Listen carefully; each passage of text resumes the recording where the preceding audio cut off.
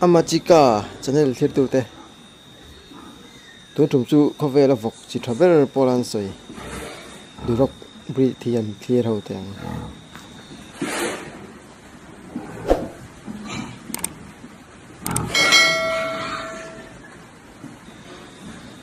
hetiang Vawk hi origin chu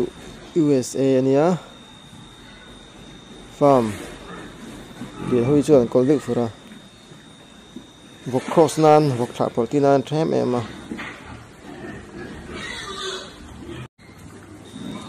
ka video ma salama pohan an cross na garon ti tang to kha a thla te chu no te an nei hem the em ema som pan hi chuang te chu nei nge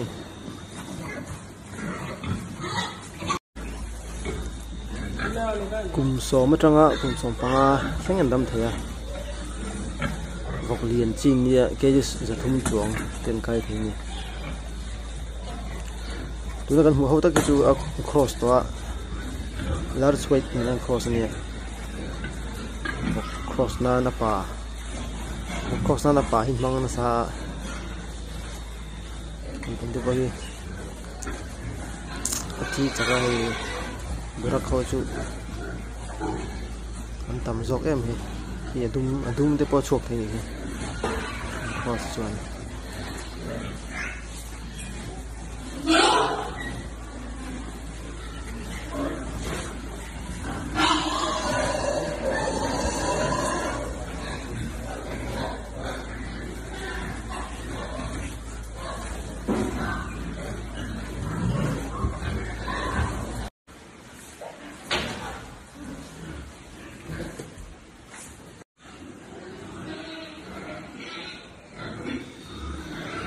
du to ka chon ei turan mui chon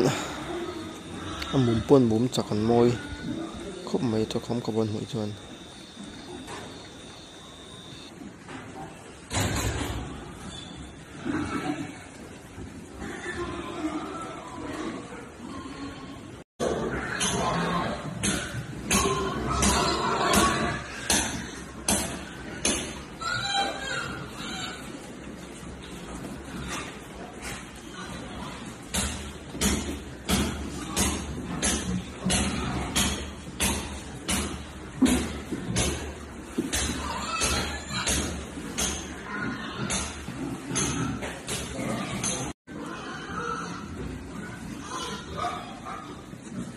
anu ho ve thung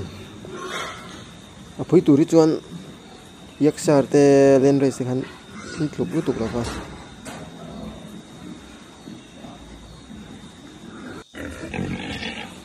an hel hi anu vio lo ni ti hoi chu ta phok mai a phui tur a hi chuan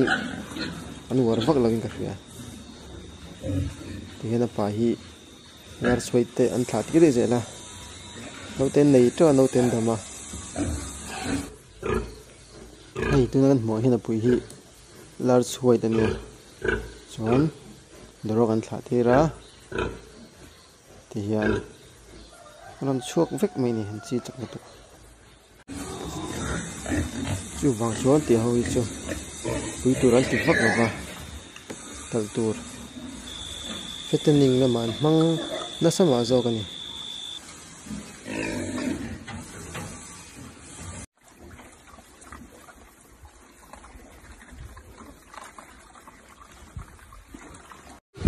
rong te này chọn nặt diệp khóc mày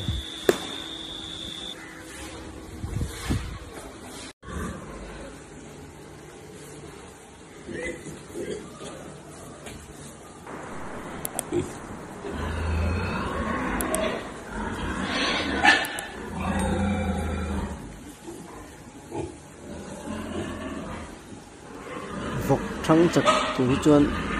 dry feed hành tí tiếng big feet hi alangin peila tui hi an du to ka in turam Vawk se ti hin ngei ber Vawk chuan tal tur phei chu ti han ei tori chop reng theila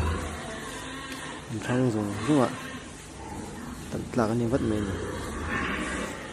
tin tal tur chi phei chu pakhat ka hi ema bul lawin panga ema song bel tal hi arolin vul theila atam nga chuan a hlok lep atam zel zawka vok panga vula chachum lena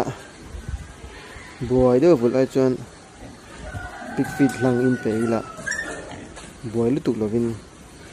kan thar hma zawk big feet pe khan an thang lu zawka thlaruka chuan hran tling nge ngei chachum hi chu an mamo ang an tak sai no mo ang kha om lo thina an than pom mong deuh hleka chuai chuan cha thra in chawmila tharawatila chu chu hlok ber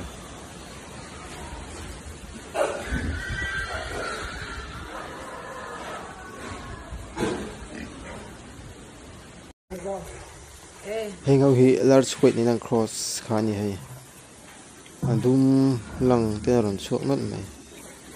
ki a beng ki chu apa chi chiang khani khati zong khani le phot ro se milo thlir sakthina vaing kalom hle mai